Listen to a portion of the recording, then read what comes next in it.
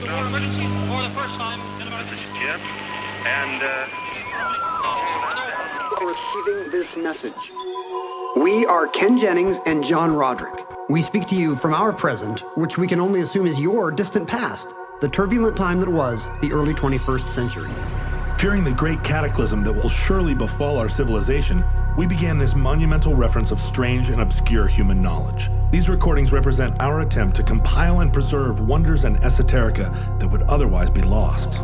So whether you're listening from an advanced civilization or have just reinvented the technology to decrypt our transmissions, this is our legacy to you. This is our time capsule. This is the Omnibus.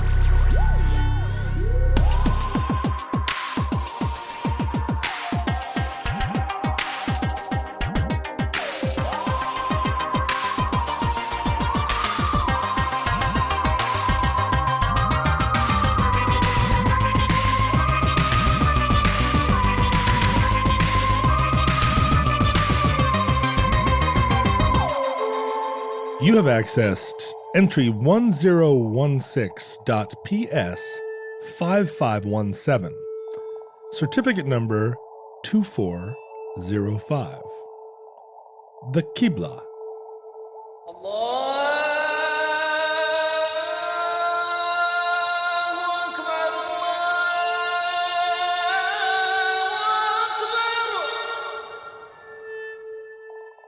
Qibla is a word that has a Q but no U. One of the rare ones, but it's Useful in Scrabble. But it's an Arabic word. Like many of those words. So, yeah. But you can use it in Scrabble? Oh. Well, this is a question we had earlier. Is it looked. capitalized or not? Is it a proper name or is it a just a cardinal direction? Lots of religious words tend to get capitalized, especially on the internet where people are like, capitalize everything. Right. I mean, the president capitalizes things like country. So Qibla is a Scrabble word. Oh, it is. Qibla. So it is not, Qibla is not a place. It is a direction. It's both. It's a place and a direction. It's a dessert topping and a floor wax. Wait, did I do that in the wrong order? It's a floor wax and a dessert topping. Dedicated futurelings, and I'm sure that's all of them, because they're super smart pattern matching robots, have probably realized there's an alphabetical component to the classification system of the Omnibus. And this is our first Q entry. Oh, I just noticed. Well done. Well done, Ken. Well, all right. Complete them all. We did it. Yeah. Collect a full set. It is not a full set. Do you have any idea which letters we do not have? Well, let's see. I'm sure we've done Z. Z or Z? So It's the only Z. K. Oh, wait. The K Foundation. That one started with W. It was Watch the K Foundation Burn $1 Million. Oh. But there is a K or two. I just can't remember. Oh, Cahotek. Yeah, Cahotek for sure. So what? Let's see. What are the letters? That's very good. How did you do that? Also, I'm a pattern matching robot. Also, King, William Rufus, I guess. What are the letters we haven't done? We have not done X or Y.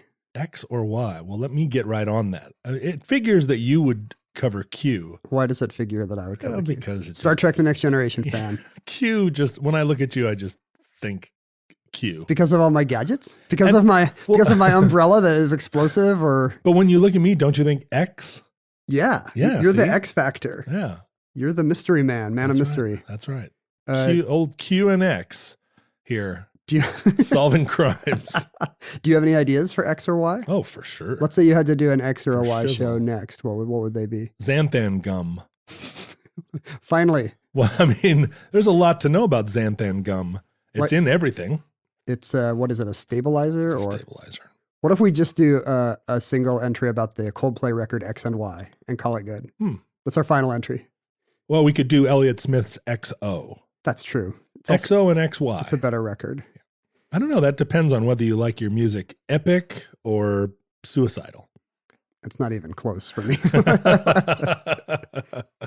Also, what if he didn't commit suicide? What if his girlfriend killed him? Right.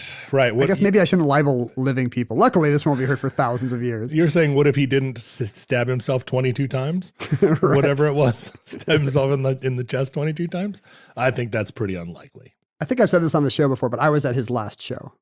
His last show ever? His final show ever, yeah. Where was his last show? Salt Lake City, weirdly. It was some free welcome back to campus thing at University of Utah. Wow.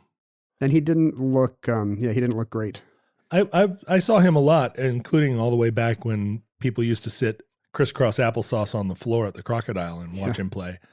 But the last time I saw him was at the Showbox, and he was nodding off on stage.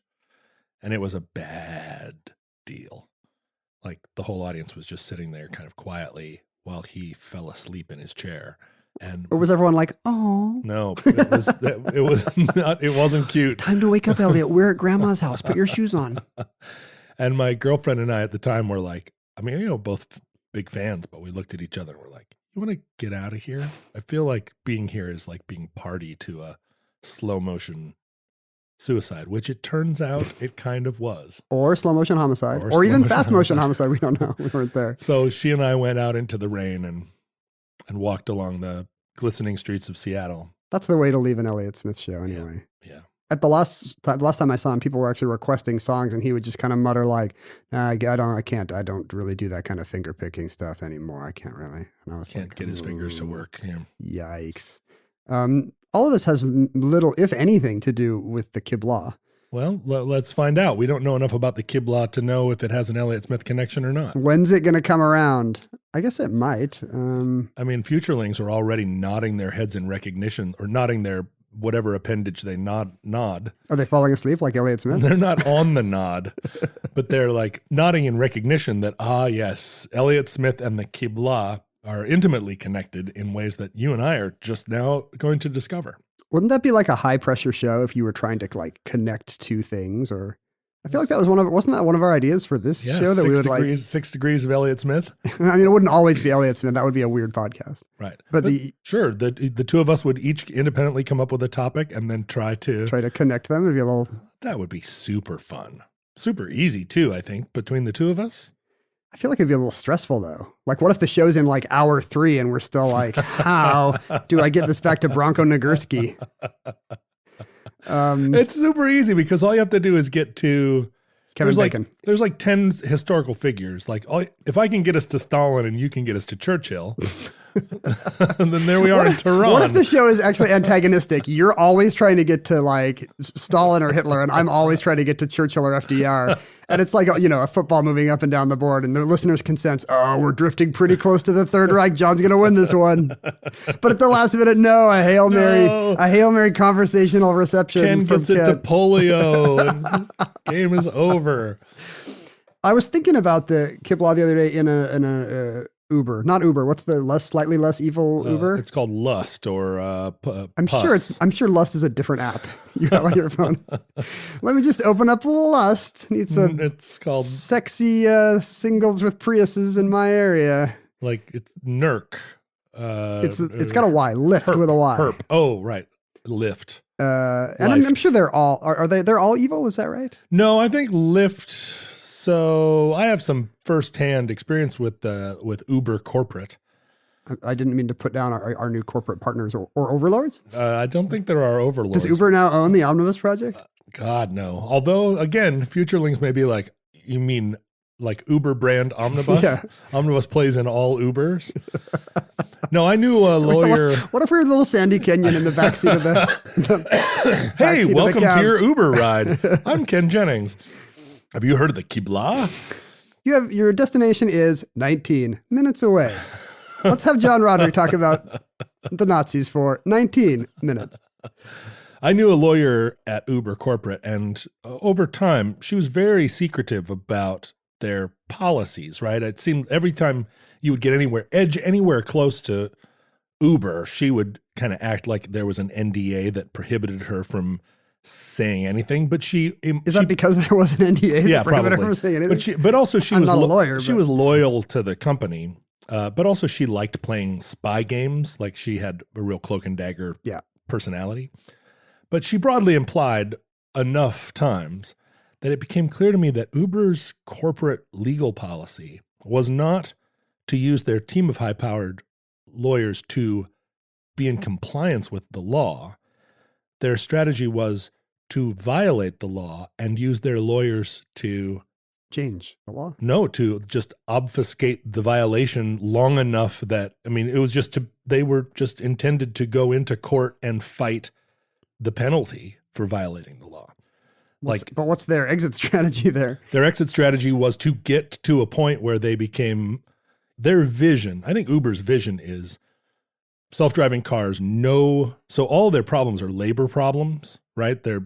Sure. They want to have all the benefits of a massive, convenient employee force without actually having to pay or provide benefits to a massive convenient no benefits, force. and they work them to death, and they don't pay them at all. And so they're willing to settle all these different labor disputes because their even short-term immediate goal is, I think even right now as we speak, they're testing self-driving cars, and they want drivers to be gone from the equation.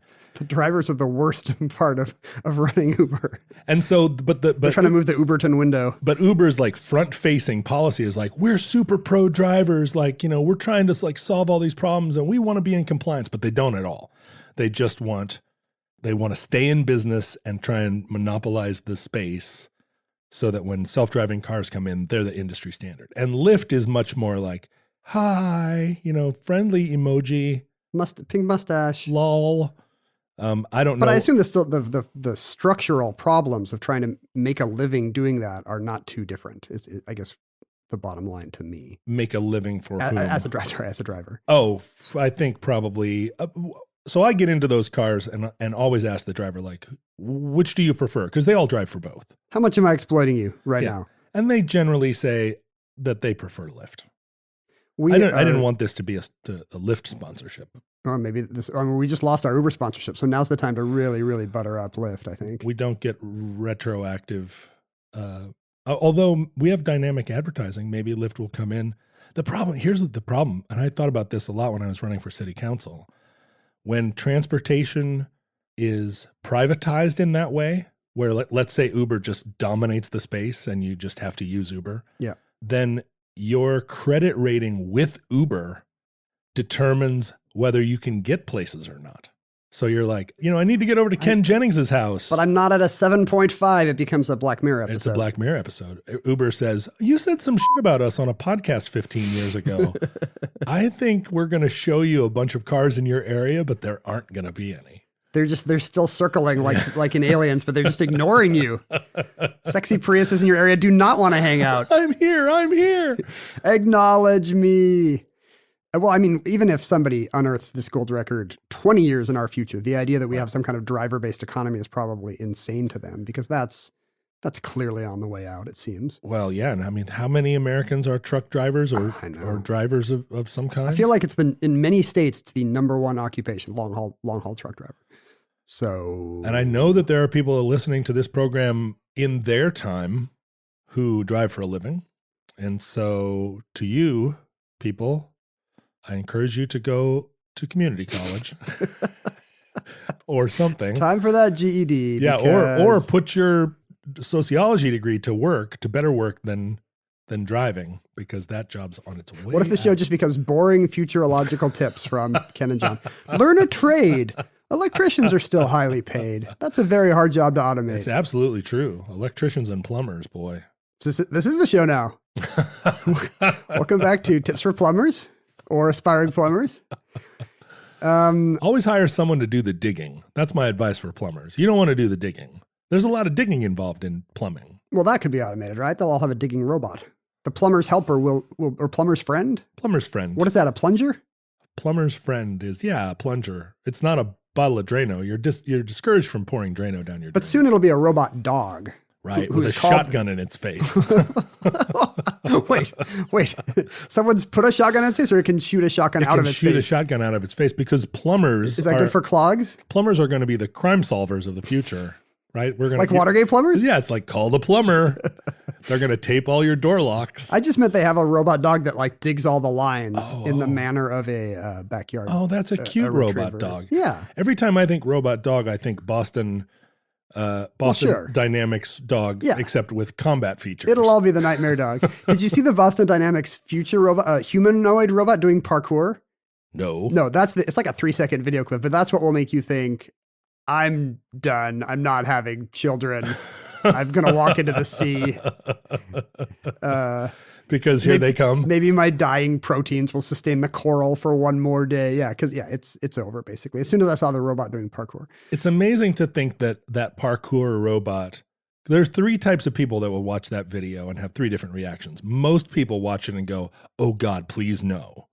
Then there are the people that watch it and go, cool robot. I think that must be the majority of people. No, people are not introspective enough to realize. I think that the scary side of those robots is there's something deep inside of us that sees like obsolescence? An uncanny valley scenario, except where the robot is stronger, faster, and has no self-agency.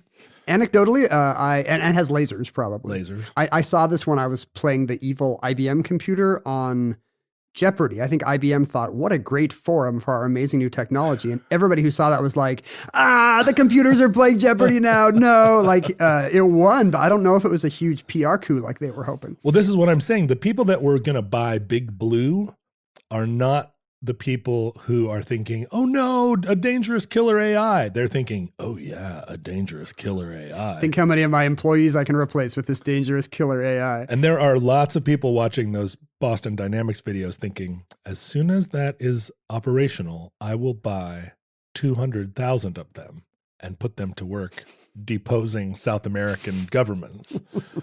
I wish I weren't one of the ones that... which one are you? I wish I wasn't one of the ones that was scared, because I am scared of them. You think it would be empowering to like see that and have an idea? I'd love to be one of the nerds that was so focused on technology that I was just like, cool robot, without I didn't have to think about either side of the equation. Like, I'm in the lab. I think robots are cool. I'm just building this for fun. That is a luxury we had as a human race for nearly a century. For decades and decades, you could see any movie representation of a robot and think that would be super cool. Whoa, because we knew it wouldn't happen. Right. But if I looked at Boston Dynamics from the perspective of General Dynamics and was like, how soon can we get one of those in an F-16?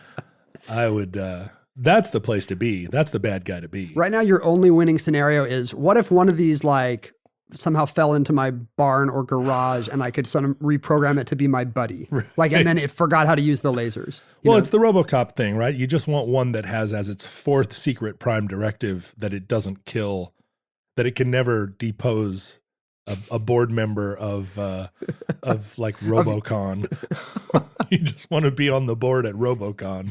Like you need to be on the white list or whatever right. The list of people that cannot get deposed or lasered. Right. So it comes into your office and it's like, you must die. And you're like, oh, sorry. Directive 4. I was in a non-robot driven Uber or Lyft, I guess, to the airport. And the driver, who kind of had an unidentifiable accent and ethnicity, which turned out to be Israeli, was talking about how you never expect it to be Israeli. It was a real plot twist. Yeah, for me, right. Because a lot of times you're like, Azerbaijan? Yeah, are you from Georgia? It really is. What kind of Central Asian / North African are you? And I guess he was Central Asian / North African, but right in the middle there. But plot twist, he was Israeli. And we were talking about kind of the mechanics of airport pickups. And he was saying that, airports always have just some nearby parking lot, not like the cell phone waiting lot for passenger families, but just a place for these car share guys. Oh, I didn't know that. To hang out. And I think it's pretty informal. I think it just might be some nearby strip mall where there's room for a bunch of these. And so they hang out. Oh, so it's not formal. It's not like the airport has contracted with someone. Now that I'm telling this story, I'm not 100% sure, but I think my guess is it's just where close to the airport they can chill. Maybe Uber and Lyft have bought land, but that seems like too much infrastructure for their business model, right? It does, right? They don't want that. They want just to exploit the parking lot of a donut shop somewhere. Right. And I think that's what is actually going on here. It's some teriyaki shop or something. Right. Where the people inside don't feel empowered to go out and say, out of here. Someplace where an IHOP got torn down and there's way too much parking or something. And so these guys just sit there all day. And I was like, this is an amazing setup. Why is this not a play, Uh-huh. Like I could win a Tony or a Pulitzer for my play about these guys sitting around. Because the stage is just, a few cars with headlights on. You hear world music or a blaring. A 3-camera sitcom. Right. What's it called? The Lot. Every time Ken gets out of his car, everybody goes, Ken! I don't think it's that kind of sitcom. And, he was just telling a story about what it's like to hang out there all day with these guys. And sometimes you see fights, and sometimes, people make friends, and, they see people they know. And this guy's Israeli, of course, so it's all kind of colored with his view of hanging out with, a million Muslim guys all day. Right. And he's like, why are you fighting? You're from Somalia. He's from Yemen, but you're both Arabs, like, why are you fighting? Why are you fighting? I mean, they're not both Arabs, but in his mind, they're both Arabs. Right. And one of the things he said was that, you see the daily Muslim prayers very often. And I was like, this is so perfect for my play that I'm never going to write. Like, think how that punctuates it. The 3/4 of the drivers 5 times a day all turn to Mecca and pray. And do you do it at the same time? Because there is some, so the Muslim daily prayers, the Salat, are one of the 5 pillars of Islam, one of the foundational beliefs and practices of the religion. You want to do the Hajj and go to Mecca at some point. Got to do the Hajj once. Yep. Others are more general principles, like you got to give alms to the poor. Right. But this one is a very specific one with a timeline. Every day you're supposed to pray, these prescribed recitations at these prescribed times. And there's a little wiggle room depending on whether you're Shia or Sunni or whatever, but it's actually fairly strict. You're supposed to pray once right around dawn, once right around noon. I think that one's got the most wiggle room. Mid-morning. Yeah, some mid-morning one. There's one mid-afternoon one at sunset, and one at night. And it's pretty much wherever you are, whatever you're doing, if you're Muslim, you've got to figure out a way to do this. So you might have a little prayer rug in your office you can unroll, or in the back of your Lyft Carry it with Prius. You. So yeah, just imagine all these guys on stage. I mean, I don't know if you don't have the call from the mosque tower, the minaret. I bet you there's an app. There is absolutely an app where it gives you the call to prayer, and it also tells you which direction Mecca is in. That's the thing. The main thing these guys it's all Muslims. It's women as well, unless they are menstruating. Only adult Muslims who don't have to do the daily 5 Salat prayers are if they're on their period. Well, that's also in the Bible, isn't it? It's not just confined to the Quran. There's actually in the Bible also a prescription against going into the temple when you're menstruating. I think it's common in the ancient world, and probably it's a tradition that predates these religions. And it's certainly not for the benefit of the poor woman who's having a bad enough day anyway and should not have to do 5 prayers. It really is like, we have this nice pure prayer thing going. Please don't sully it with your weird thing that we're not going to talk about. Right. But there are also... But it is an upside, I guess. If you're a menstruating woman, I'd be like, sweet. Yeah, exactly. I get to skip church for an entire week. The one upside. But also, you are excused within Islam. You're excused from a lot of the requirements if you're sick, or there are quite a few exceptions where you can kind of appeal to not fast during Ramadan, for instance, if you're a child or if you're suffering an illness. Yeah, children do not have to do the 5 daily prayers, but I think for everyone else, it's one of the more immutable things. Right. Like it really is, and it's great because it actually is a very regular reminder of, if the big knock on religion in the West today is hypocrisy, the biggest sin we can imagine. Oh, these guys say one thing on Sunday, but then the rest of the week, no. I mean, you really cannot say that about a Muslim who has to think about his or her faith like every 3 hours. Well, it really punctuates your day, right? You don't every once in a while take a day off where you just lay on the couch and eat Pop-Tarts and surf the internet all day. You can. You at least 5 times will have to get off the couch. It's like your little iWatch telling you, oh, it's time to move. You've been stationary for an hour. What do you think it does for productivity? Because I think I would feel like, if I was Pop-Tart guy, I'd be like, you know what? I accomplished something today. Did my 5 prayers. Because as a freelance person, I often have the false feeling of accomplishment that comes with answering a single email and then having to frame my day that way. Yeah, I got something done. I mean, I think it would contextualize time for you in a whole different way. Like you'd be able to look at the course of your life and say, my life has been structured around an unbroken line of 5 prayers a day. And you'd be able to remember every time you failed to meet that 5 prayer a day requirement if you were devout. Yeah, you'd feel bad about. Yeah, you'd be like, that one time when I skipped my mid-afternoon prayer, like that stuck with me, right? What if you're on a plane? I don't know if I've ever seen a Muslim try to figure out, because there's a physical act. You need to start out kind of standing, then bowing, then you're kind of prostrate, Right. and then you finish sitting down. So there's a series of positions you have to do. I've definitely seen the prayer happen in a lot of different contexts, on the side of the road where somebody pulled over. Airport. But also, yeah, right. But on an airplane, you may be excused. For a transatlantic flight, you would have 2, maybe 3 opportunities where you needed to pray. What if the sun stays overhead because you're flying west? You just have to keep keep praying going the whole time? I don't know. These are things that I think you would go to your imam and you would say, give me a ruling on this, right? That's the wonderful thing about Islam is that you can get a ruling where I think if you went to a minister and said, what's the deal with this? Ministers tend to be like, oh, don't worry about it. Right. Right. Just like the Reverend Lovejoy on The Simpsons, like, sure, get out of my office, basically. Like every time I go to someone at my daughter's school and say, we travel a lot and I know you have an attendance policy, but we're going to take our kid out and go to like Europe for a week and we don't have an excuse. We're just doing it. And they always, at least up until now, have said, your daughter's in 2nd grade.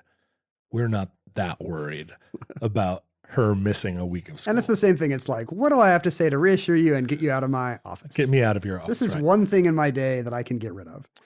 But I think when she's in 10th grade, that changes. I don't know. You have a 10th grader or a freshman at least, right? Yeah, I have a sophomore. We can't travel really. Just take him out for a week. I took Dylan to South Korea once when he was in 1st or 2nd grade. And pretty much they said, yeah, you need to, we'll excuse this if you make an alphabet book about your journeys. A is for airport. B is for boarding, and so that was what it took. And I don't think that holds in high school anymore. You couldn't do that in 10th grade. Just make an alphabet book. A is for Aleph. In some theoretical world where there was some centralized Muslim, caliphate or some kind of actual political order with the, enforcing a pope, enforcing Sharia law and some kind of supreme court, then those rulings would be authoritative. Because there is no such thing today, you do get competing rulings, fatwas from different, depending on which cleric you ask. And which you can branch go to of the Islam. imam that gives the ruling that you go to imam shopping, basically. Best acquits with your worldview. Little imam roulette there. Like, who's the most Pokemon-friendly imam I can find to ask for a ruling here? Plenty of imams were like, hey, that Solomon Rushdie book is pretty good, actually. The real page turner. 2 thumbs up, couldn't put it down. And there are judgments related to, rulings related to prayer practice as well, that differ in between Shiite and Sunni Muslims, for example. How close to the zenith do you have to say that prayer? I think in one tradition you can go, as long as it's said somewhere at least 20 minutes before the next prayer, the afternoon prayer, you're fine. Oh, others are more so you specific. could stack them up and do 2 within a 20-minute span? Yeah, as long as you do them in the right order, I think it's okay to stack. If you're like an efficiency Muslim, right? Get more out of your prayers. Look, I had a lunch meeting, so. Well, yeah, I mean, there has to be some accommodation to the work day and schedules and stuff like that. Like if you're a police officer, you cannot interrupt a call to say, hey, let's just put a little bookmark in this for a second here. Put a pin in this. And unless the perp is also Muslim and you can come to a deal. Oh, okay. Sure. You both take a moment out from your foot chase. Yeah, it's like whoa. It's like the Looney Tunes cartoons where the coyote and the sheepdog are like trying to kill each other, but then they like take a break and clock out to have lunch together. It'd be like that. You mentioned apps, and the main use for phone apps in the modern Islamic world is as you mentioned, the geographical aspect, because all these prayers must be done facing Mecca, and not just Mecca. If you're super good about latitude and longitude, you're actually facing the Kaaba in Mecca, this kind of the big black block, the granite cube in the middle of the central mosque of Mecca. It's the destination of the Hajj. If you've ever seen videos of I hope these survive to the future, where maybe everyone is Muslim or no one is Muslim, we don't even know. People cycling around Right, you're supposed to circle it 7 times. So you see this drift of humanity. It's called the tawaf, the circling. And theoretically, you're supposed to kiss the black stone. Right, which is inside. So that's a tight squeeze. That's like the Blarney Stone. It's not to equate the black stone. Speaking with of the Blarney fatwas, Stone. speaking of fatwas, listeners, John Roderick just equivalated the Kaaba with the Blarney Stone. If you think that's fun, what are you sketching, John? What's that? Is that Muhammad you're drawing on your notepad? No, it is not. Weird. What's in that word balloon? It's a self-portrait. You do have a Mohammedan character. I like to think so. You got the beard, the keen eye. I hope the thoughtful compassion. There's a lot of thoughtful compassion. Also, I occasionally ascend to heaven on the back of a white horse. Occasionally. Yeah. I mean, I come back. I go up there. It's like more of a trading mission. You've never done it in the middle of a show. With you, no. And I appreciate that. Oh, with me? No, I've never. That with Merlin? I've done it in the middle of other shows. Because you're on the phone. Well, you're on the rock shows, right? Sometimes halfway through a rock show, I'm like, we're going to take a little break. My white steed comes on the stage. People must freak out. They must think they're high. They are high. That's how I can pull it off. In some traditions, it's not clear what the black stone is. It's often presumed to be a stony meteorite, and maybe one that predates, probably one that predates Islam. It was part of Arabic culture before Muhammad. But as a holy relic, it is not something that an archaeologist or you can't study it. No one's going to go. It's take too a holy chip to chip. Yeah, to chip pieces off or to take it to your lab to run studies. It's got to stay there, embedded in the corner of the Kaaba or whatever. But traditionally, I guess in a lot of these ancient traditions, meteorites are, obviously something came from heaven. We're going to take this thing seriously. We're going to build an altar here where the glowing star fell. So maybe it's just volcanic basalt. But in Islamic tradition now, it's. Is there a ton of volcanic basalt in Arabia? You'd think no. It's not typically thought of as a volcanically which would also area. make it special, I guess. Yeah, right. The modern is, or not even modern, but the post-Mohammedan traditions of the Black Stone are that it, Adam and Eve found it and it told them where to build an altar. Then it was lost in the flood, but then Abraham found it again when he was out with Ishmael somewhere. You don't have to kiss it because of the throngs, the massive crowds now, but you are supposed to kind of direct a look or a gesture to it each time you go around.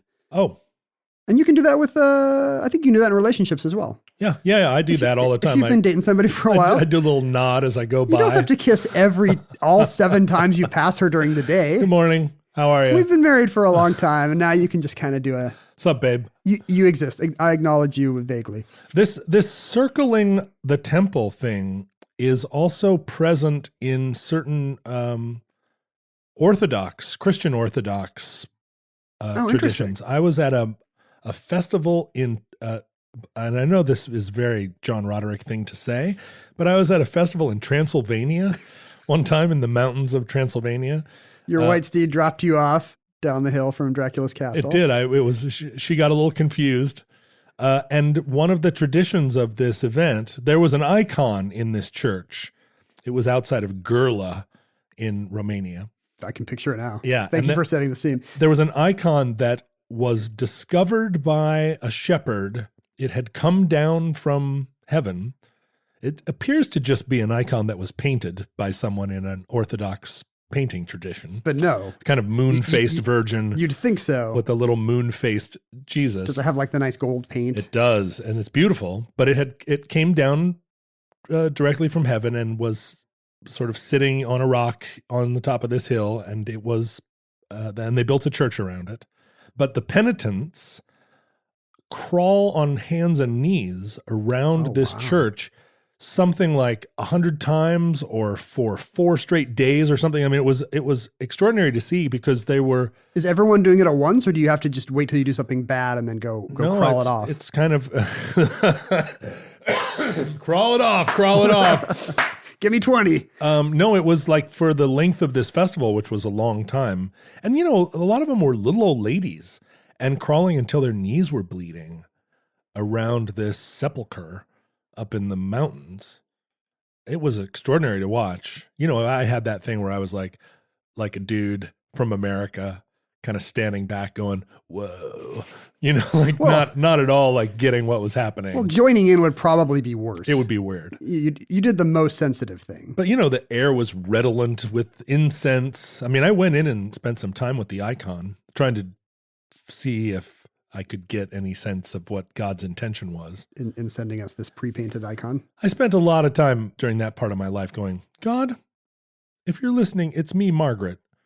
What's going on? What's your plan? What's your plan for me? And did he or she reveal anything to you? It did not ever really directly communicate with me or answer or ever. I mean, you could say there were multiple times where God during this period gave me a sign in that God did not strike me down. I mean, at no point along the way did I die. If I'm doing the right thing, do not strike me down. Sweet. But in terms of like any kind of dream or apparition appearing on the trail, I never got a Mean Joe Green pat on the butt. It just was, God remained. God's puzzling silence. Super puzzling silence. The distance that has powered 100 Bergman movies. But lots of opportunities to kill me if that was God's plan. If God was interested in killing me, he has passed up a lot of great opportunities. God's puzzling silence did not extend to Muhammad, by all accounts. Right. He gave him very specific instructions on a lot of things. One of the few lucky ones. Including prayer. Yeah, who had a direct line and no question too small, which animals not to eat. And so the Quran contains very explicit instructions about how these prayers are to be done. From whensoever thou startest forth, turn thy face in the direction of the sacred mosque. That is indeed the truth from the Lord. Now, was there a sacred mosque at the time of Muhammad? Originally, it was in Jerusalem, originally right? It was a different mosque. Yes, there's like a year or two after Muhammad flees to Medina that his followers actually face the Temple Mount in Jerusalem. Right. And that's their holiest site. Until, again, direct line to God can clarify and be like, actually, by sacred mosque, I meant Mecca. You guys got to face there.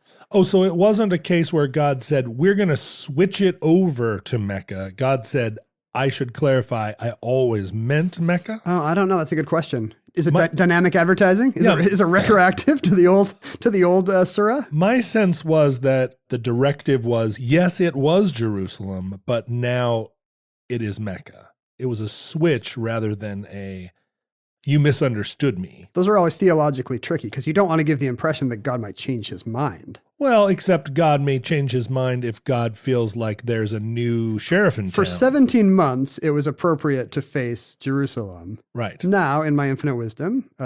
because the holiness of the site is not intrinsic to the site. It is intrinsic to God's... What if Mecca got holier? That's what I'm saying. Jerusalem was at a 92% holiness, and Mecca's lagging. But the second Mecca hits 92.1, the God compass swings wildly. That's right. To the southeast, I guess. Well, it's like the meteor now is a holy rock. I mean, you see that quite a bit. Well, think about the Council of Nicaea. That was a big switcheroo, right? In Christianity, there were a lot of things that maybe were doctrine before that got clarified. Well, if you're a Catholic, it happened as recently as Vatican II. Right, exactly. It wasn't wrong to do the Mass in Latin, but in our time, God deems it more appropriate to not do the Mass in Latin. Well, we see it in Mormonism, right? There was a big switcheroo sort of halfway through the game. Quite a few. Go down to one wife. I mean, that's a game changer. If you have 26 wives. That would have really caused me to question my faith. That takes you down to, that's a 97 or 98% change in your number of wives. Yeah. That's a bigger difference than, 2 degrees of latitude when you pray. I think I might have moved down to Arizona City or whatever down there in the unexplored South. Kept my go down to the colonies in Mexico. Start John Romney. Yeah, kept my up to that little mountain enclave there in British Columbia, Calgary, I think it's south of Calgary, Cardston, Alberta. Yeah. Just say I'm going to keep at least a few of the wives. You could have been a proto Romney. Might get rid of. People would be like John Romney. Would be like, no, it's John Romney. It's 3 syllables. No. The Romani are a different people. Love the Romani. Love their dancing. Love their tambourines. Yeah. This is actually a live question not to get too far into the weeds here, but for members of the Latter-day Saint religious tradition, it's a big deal lately. The current leader of the church is like, it was always a mistake to accept Mormons, the word Mormons. Like that's the oppressor's name. Right, I read about this. And for a while, the Utah leadership idea was, we're going to reclaim Mormon the same way you can reclaim queer or whatever. And it's kind of, the ship has already sailed. It's in the title of hit Broadway plays. Let's just make sure they know Mormons are nice, friendly neighbors. And the new guy is like a hardliner, like, no, you should not accommodate the word Mormon. But you were saying that this happens every few decades or so, where the word Mormon comes in and out of fashion, or there's a fatwa against it. That does happen, and typically it's kind of couched in this kind of language, like we were saying, when the sacred mosque changes. The new guy the new sheriff will be respectful of his predecessors and say, this was very appropriate 20 years ago. But the great thing about having a modern direct line to God is that God can adjust for the era. And now in 2018, we need to shift focus a bit. He reframes it that way. But in this case, the guy clearly did not nod to that kind of rhetoric. And Russell M. Nelson, the current president of the Church of Jesus Christ of Latter-day Saints, right? Not the Mormon Church. He would freak out if you said the Mormon Church. He actually says, no, this is every time this has been done, it offends Christ and it's a victory for Satan. So if you remember his predecessors doing this, you're like, whoa, you just threw like every other like bearded Mormon prophets going back to the 1800s. You just threw them under the bus. Under the covered wagon. So what is the new artful phrase? That's the problem. There's no adjective.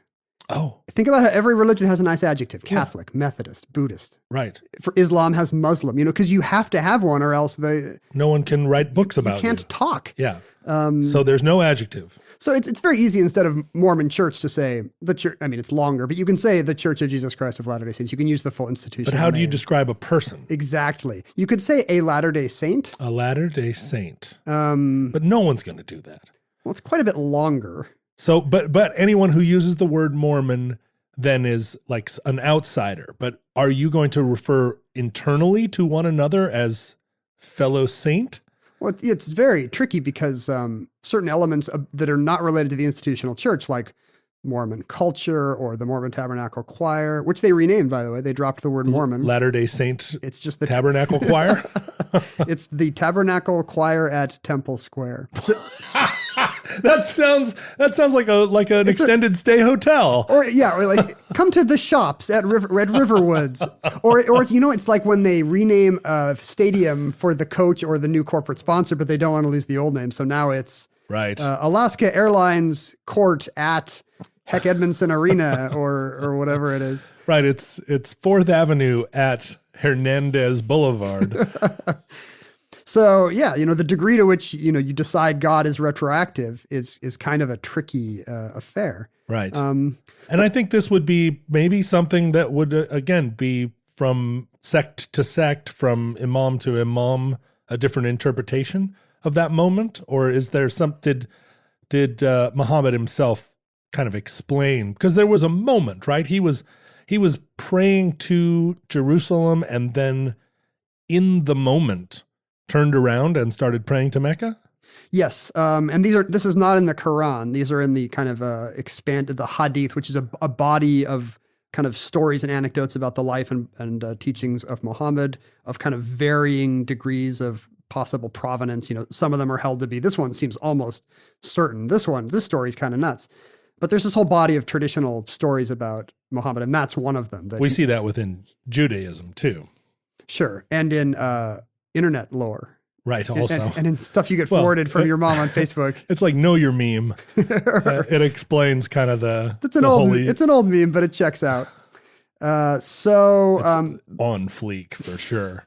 But ever since then, ever since that change, it's been pretty much stable in Islam for almost 1,500 years that all these daily prayers are to be done in the direction of the Kaaba at Mecca. And if you're praying in a mosque, mosques are actually aligned toward Mecca, and they each have a little alcove called the mihrab. So you have a visual sight line of where everyone in the building should be facing when the prayer begins. Oh, interesting. It's kind of like the way the University of Washington is built so that the lower half of it is pointing towards Mount Rainier. Right. But that explains the orientation of that mosque at 100th and 15th over in Northgate, which is We should dig into this because the future's super interested in the mosques of North Seattle. It sits on. We should do a whole entry about it. Sits on its lot in a very unusual orientation, and now I understand that it's pointed toward Mecca. I never thought about that. Yeah. But as you get into North America, this becomes kind of a problem. Sure, because Mecca is through the earth. Right. And this was not an issue back in the Islamic Golden Age when it was kind of spreading outward over Eurasia. It was always very clear. If you're a Muslim in Eastern Europe, just face southeast. Sure. If you're in North Africa, face northeast. Presumably you walked there from Arabia, so you could just... Just look back at where your footprints are. Unless there's been some kind of sandstorm, you can see them. But actually, this the kind of astronomical knowledge that was needed to calculate which way do I face when I pray. I need God to be pleased with my prayer. That puts a very high stakes behind science. Well, sure, but the Arabs of all the people would have had access to that kind of astronomy at the time. And it's kind of goes both ways. It's not just that they were a learned, scientifically able people, so they were better able to compute with compasses and sundials and astrolabes. It almost goes the other way. Because of their foundational need to face Mecca 5 times a day, they started inventing better devices and better algorithms. Algorithm is an Arabic word. Better astrolabes and sextants and sundials and compasses.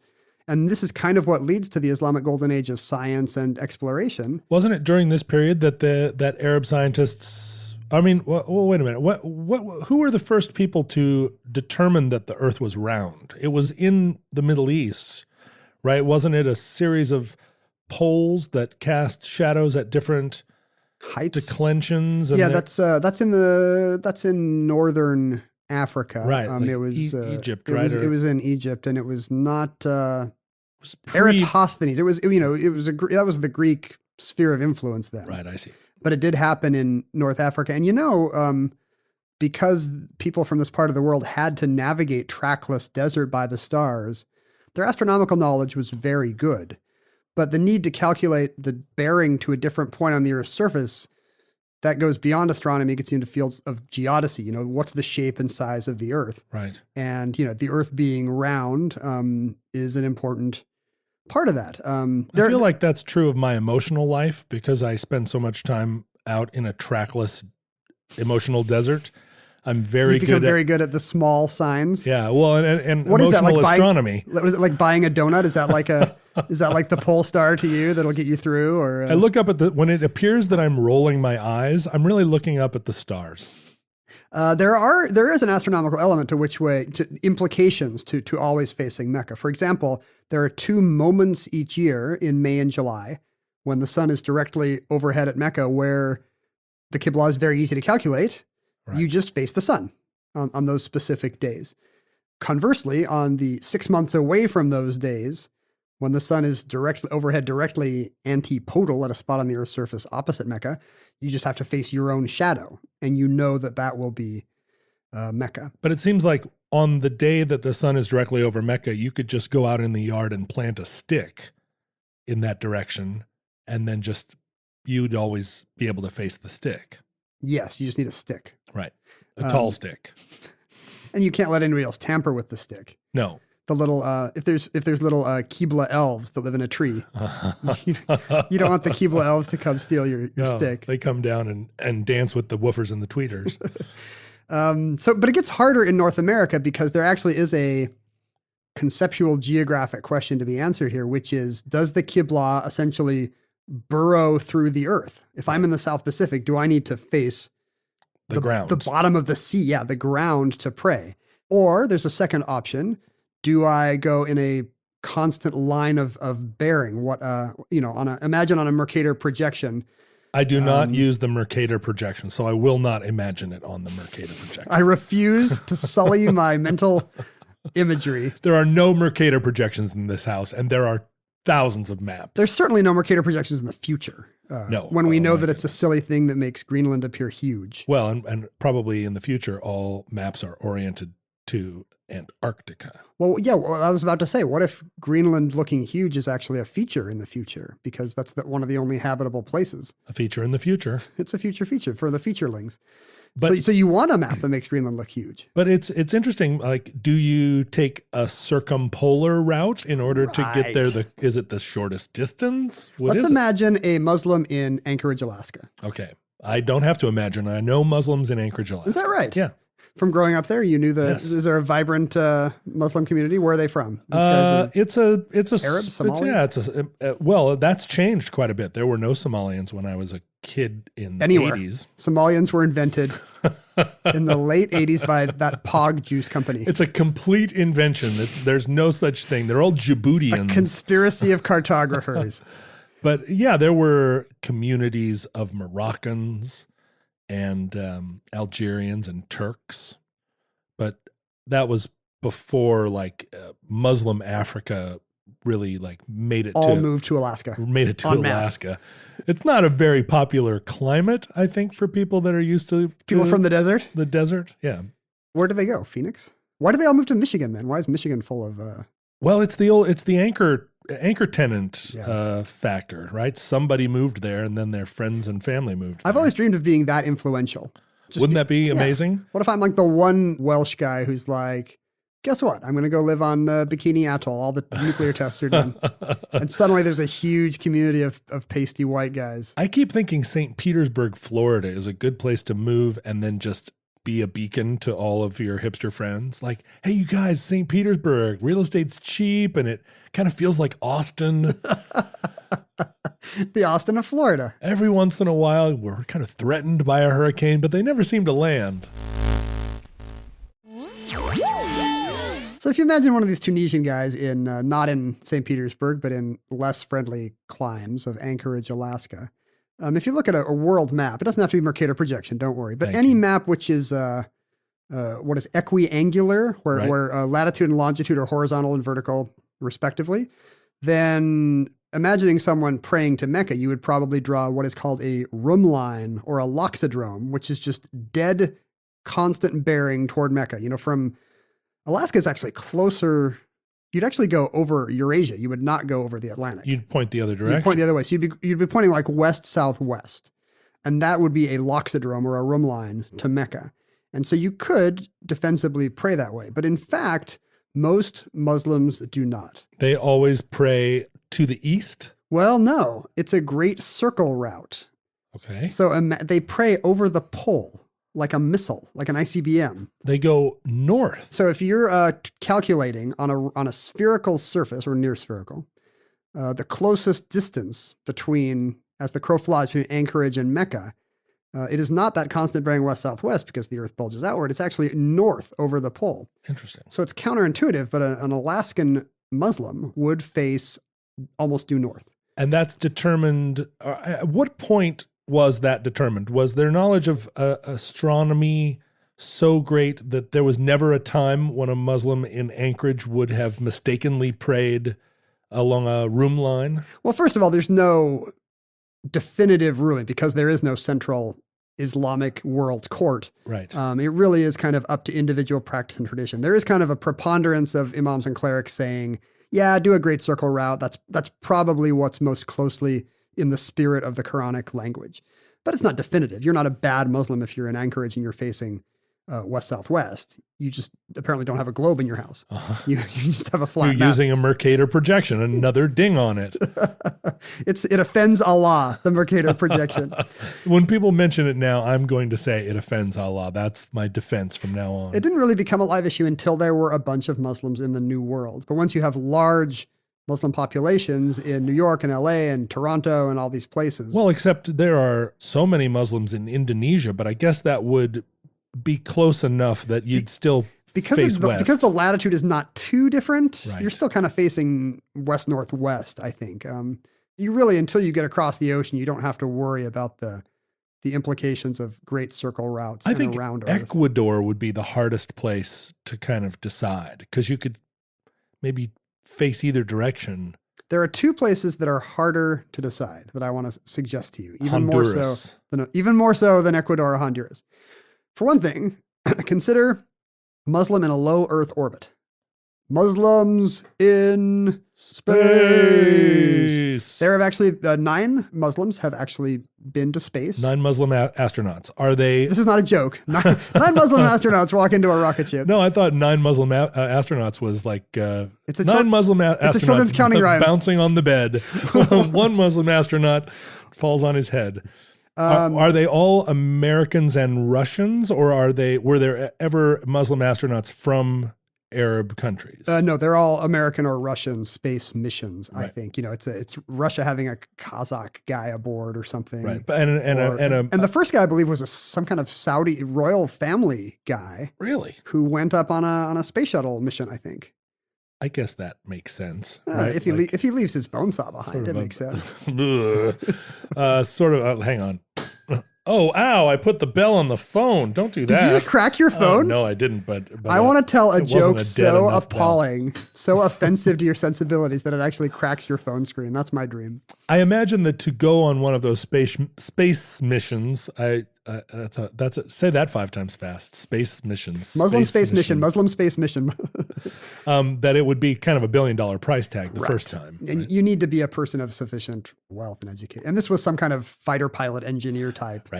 So it helps to be in the royal family. Shape. But once you're in space, consider how difficult that would be. For one thing, you're moving very fast. So the one thing is Earth is down. Mecca is down. Right. If you're in 0G, I guess you can face toward the floor. You can float. But does that count as being prostrate? Well, it's hard to know what Muhammad would have said about 0G. Wouldn't be able to do every single. Couldn't stand and sit down, and you need to have some kind of special rig that allows you to do all 4 postures while facing a downward Mecca. But the main problem, as you say, is that Mecca is a moving target when you're in space. Some of these prayers are long enough that by the time you get done, you would actually be, Mecca is now almost 180 degrees from where it was when you started the prayer, just because you're orbiting so fast. So you would need a really complicated mechanism to both keep you oriented and also like follow track. In that case, you need a powered one, right? That like one of those. You know how some telescopes, some super fancy telescopes, have the little motor that knows how fast the Earth is moving at your latitude and will move slowly to follow the star? I did not know that. You would have to be like a member of a pretty cool telescope group. You don't have to have a big building sized one on the top of a mountain. There are, if you go to Costco, the nicest telescope they have, I think, probably has star tracking because the night sky is moving as you're looking and it's annoying. Wow. So you just tell it your latitude and it knows, or either it knows which angle you're pointing or you have to tell it, and it knows how fast to track.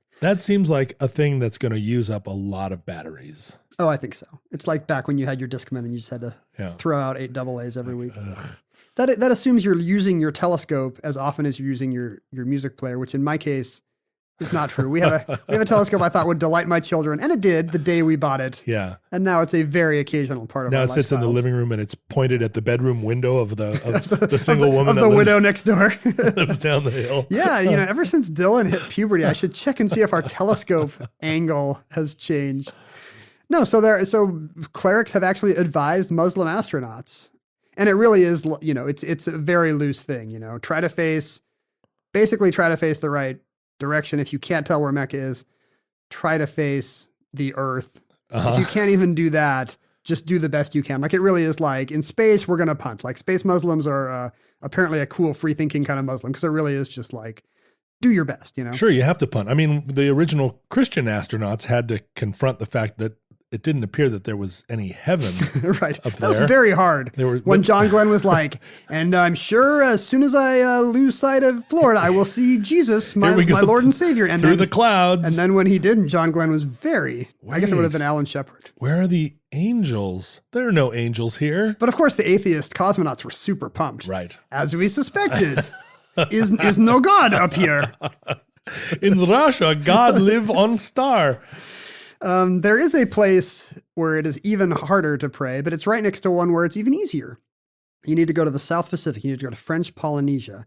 I do need to go to French Polynesia. On so many levels, we need to take the show to French Polynesia. Do you know Polynesia. anyone that's been to French Polynesia? I know somebody who just got back from Tahiti, and they really do talk about it in some kind of religious way, like they're a retired man from the 1970s. It's true for me, too. The people that are like, we stayed in a house that was on stilts above azure blue sea and there was no electricity, but it didn't matter. Why do we even need electricity, man? The sea turtles brought us our Mai Tais every afternoon. Yeah, every day some people that were curiously employed by the resort that I was staying at would bring me fresh guava, and it all seemed so free. What a freeing life down there, where these they seemed happy to do it. These magical homunculi just bring you everything you want. It really must be great down there. Yeah, what a paradise. But praying is tricky in the archipelago of the atolls of Tematongi. It is the point on the earth which is exactly antipodal to Mecca. Wow. So what do you do? If you drilled a hole through the Earth's surface, you would come out in the Kaaba and annoy so many Muslims. You might come out like the mole man, and a bunch of people doing the tawaf would fall into your hole where your drill car came out. Well, you would be followed by a high-pressure jet of molten iron that would bum everybody seriously out. And a chill guy carrying a guava juice, which would relax everyone. What? Oh, that's right. Wow, this is cool. Why do we even have electricity?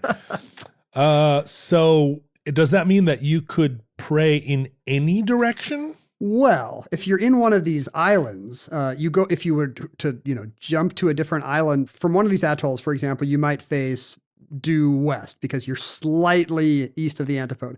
But then, or I guess you're slightly west of the antipode. But due west is determined how? Because if you're that far down, I mean, we think in North America, west seems pretty easy to determine. Think about the Continental Divide. You're on top of the Continental Divide. You drop a drip of water from your drip of guava juice from your canteen. Which way does it go? To the Mississippi? Right. If you go 1 inch if you go 1 inch to the west, that will drain into the Snake, then the Columbia, then into the really easy to Pacific. determine. If you go 1 inch to the east, that water will drain into the Mississippi, Missouri River system and out into the Gulf, probably. But if you're down so a very small difference, if you're in will New make a difference Zealand, of thousands of miles. Is west along the longitudinal line, which means that it's a pretty short distance around the globe at that point. Well, let's assume we're doing a great circle. So from New Zealand, there's probably a clearer one. But from what I'm saying is from this one archipelago, which is exactly opposite Mecca, you could travel just to an island 20 miles away, and suddenly you'd have to face in the exact opposite direction, like a raindrop on the Continental Divide. Right. But there's also, all these points, all these islands surround one spot, which is the easiest place on earth for a faithful Muslim to perform salat. I would just like to put a little pin in like a raindrop on the Continental Divide, because I really want to revisit that as a song lyric. Oh, perfect. Yeah. But will you shout me out from the stage? I will. Ken Jennings. This one goes out to Ken Jennings. It's called A Raindrop on the Continental Divide. I don't think that can be the song title. Hit it. Bow, bow, bow, bow, bow. It's a really slow, shitty country song. If it wasn't the title, if it was just a metaphor in the song, that could be Long Winter Z, right? Yeah, right. And then it would end up being the title of our album. That's always been my dream, to write the lyric that is not the song title, but becomes the album title, like My Aim is True or whatever. My Aim is True.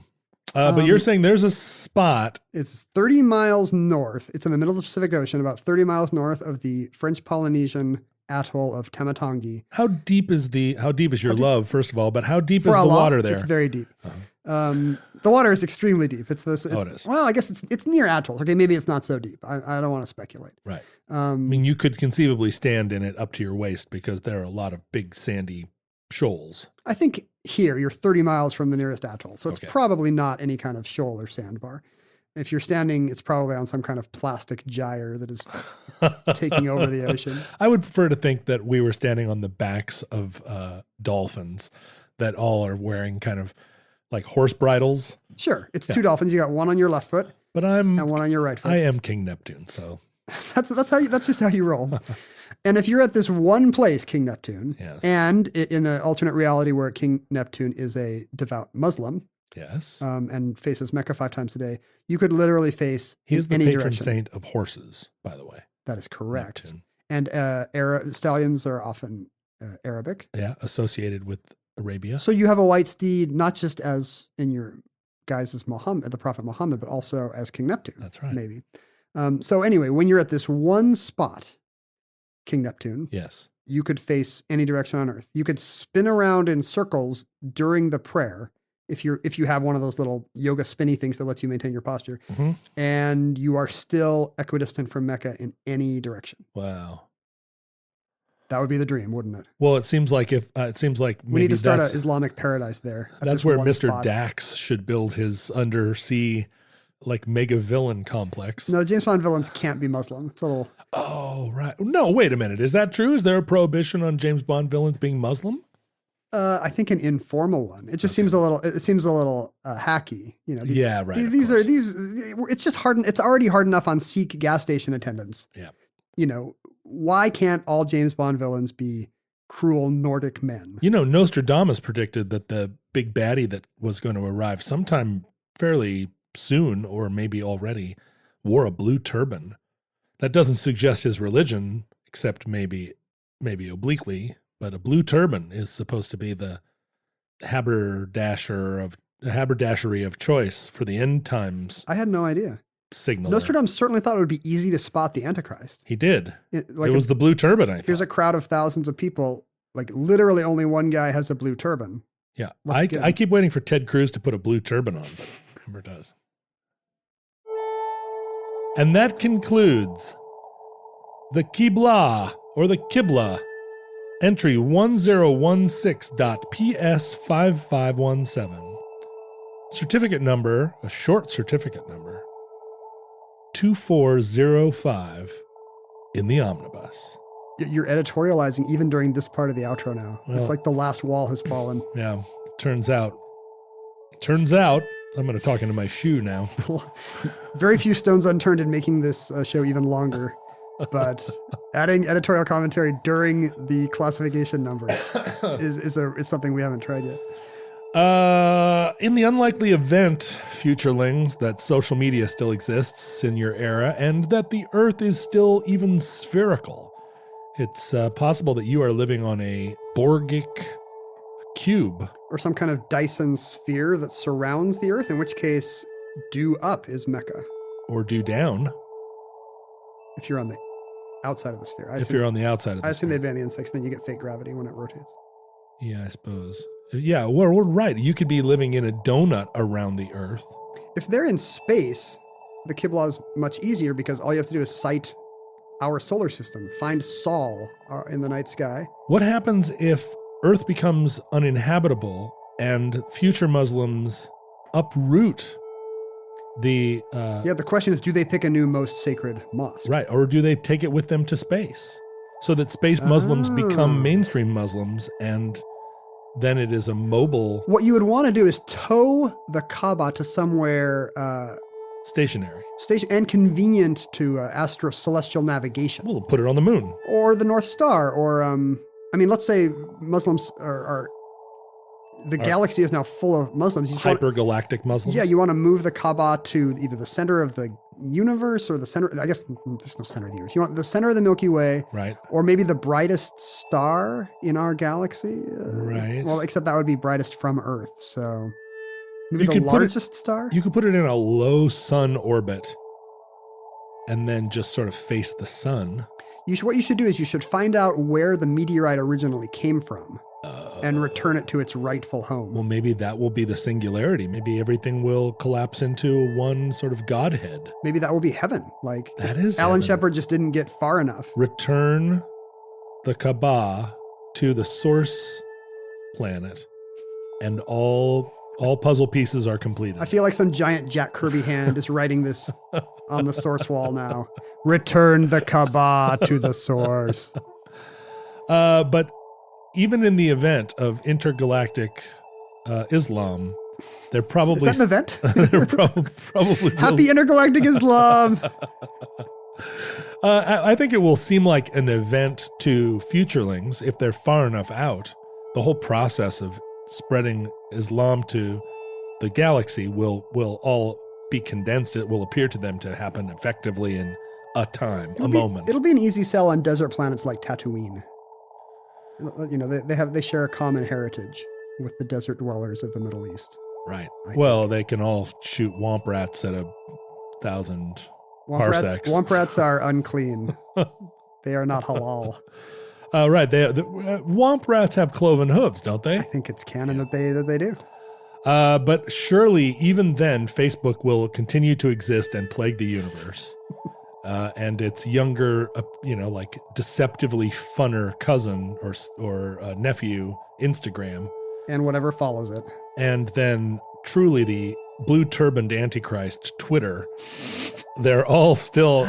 Does the blue Twitter bird look a little like a turban? Wait a minute. Now I need to look at it. No one ever... I mean, it's not clear that the Antichrist couldn't be an app. Could the Antichrist be an app? Let's think about that. What's your ruling, Imam? The Twitter bird is blue. It's hard to think of an angle where it looks much like a turban. What if they didn't say turban? What if he said like toucan? Right. It's a blue toucan. He thought it was a blue toucan. Oh no, we're screwed. But toucans are rainbow colored. We all know that. That's why he had to point out that it was blue. It was a very noteworthy exception. Anyway, go to @Omnibus Project, @Ken Jennings, @John Roderick. Follow us. Give us 5-star ratings on Uber. We'd like to be upgraded to United Airlines frequent flyer platinums. Also, if there's someone listening to the program that works for Delta, I would also like to be given special status on Delta. We would like to be million milers on every airline. Every airline. And I would like membership to that club in Disneyland where you have to be special club through the door thing. Where you get to see the fireworks. Here, this is Who serious. Who can hook us up with that? This is serious now. I want to take my daughter to Disneyland, and I don't want to be with the muggles. I want to have a special time. If there's anyone listening to this program that has special juice at Disneyland, reach out to me. Also, we do want to be million milers on all. Did I ever tell you that at some point I was really struggling with Delta to get my frequent flyer, blah, blah, blah, blah, blah. And a guy reached out and was like, I work for Delta in the ticketing department. Would you like special treatment? And I was like, duh. I've been talking about this on podcasts for years. Everyone loves this kind of popular, relatable story. Yeah. Where someone with a common, intractable problem has it solved because they're not they're a slightly muggle. famous. Yeah. And so people are going to love this about you. For like 3 more flights on Delta, I was just automatically like in the catbird seat, right? Seat 1A. And then he writes me and says, I'm retiring from Delta. And I was like, you bastard. And I can't go back to being a normal. Yeah, retiring from Delta, and also like immediately all privileges revoked or something. Like, you can't put me in some. There's got to be some box that you just get put in and then they can't take you out. I do think that's weird that apparently there's a checkbox somewhere that Delta can give to like special people. Tom who Hanks know someone. or whatever, right? He doesn't have to get diamond status every year. He just, maybe, I'm not sure whether he flies Delta or not. Anyway, so tweet us, give us good thumbs ups. I want you to fave all of Ken's tweets, even the ones that aren't funny or the ones that are kind of offensive. This is a very needy outro. I'm just feeling really vulnerable lately. I made the mistake of replying to some emails the other day, and it sent me into a week-long spiral of people like thinking that now that I replied to an email, now we were emailing each other. You didn't reply to my email. Well, I'm trying to make it not a habit. Anyway, you can definitely email us. Yeah, email us at omnibusproject@howstuffworks.com. And if you do go to Facebook, I encourage you to frequent the Futurelings page where everyone is super smart and pretty. And making trading cards. Yep, and having fun playing bingo. And you can mail us stuff. We just got a little pouch of mail, including a postcard with a dick butt picture, and I got a little care package with a plastic Vespa and a box of bag balm. I got a United Airlines pin, and no implication that I have any kind of amazing status on United Airlines. I also got a United Airlines pin, which appears not to give us any status at all, and then some teasing about how United doesn't actually break guitars. I got teased in like snail mail. How come no one focuses on the guitars they don't break? John. Yeah, that's right. Think of all the guitars that United didn't break. Think in the about last all year. Think about all the journalists that the Saudi royal family has not killed. Yeah, Look think at the about bright that. side. Think about all of the Middle Eastern countries that we don't bomb all the time from like robot jets. That is actually a smaller list. that one does not work. Wait a minute, you're right. Let me think. Well, we do not bomb Saudi Arabia. Maybe the southern desert we do, that area that's in contention with Yemen. I bet you we drop some bombs on southern Saudi Arabia at their request. I'm not trying to. Are we trying to complete some kind of map, like doing an omnibus that starts with every letter of the alphabet? You also want to bomb every. I think a country that starts with every letter. United Arab Emirates probably doesn't get a lot of stealth bombs. Probably not, because all the stuff in the Swarovski store would break. Future listeners, whether you're Muslim or infidel, halal or Latter-day Saint. Halal or there's no Latter-day Saint equivalent of halal. There's not. You can't be. There's no adjective for it for keeping caffeine free, uncaffeinated.